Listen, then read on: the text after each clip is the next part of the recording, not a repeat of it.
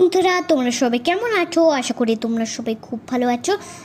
দেখো না, আঙ্কেলটা আমার নতুন ফ্ল্যাট নষ্ট করে দিচ্ছে, আর পাপাও কিছু বলছে না। আঙ্কেল কি দুইটা ছেলে পাজি। খুব বাজে। হিয়ার নতুন ফ্ল্যাটের ওয়ালটা পুরো নষ্ট করে দিচ্ছে। আমি কতবার বলেছি বলো পাপা বলো, আর আমি বলেছি নোংরা করতে না, তাও আমার কথা শুনলো না। বলো না আঙ্কেল আর পাপ্পাকে নোংরা করতে না বলো।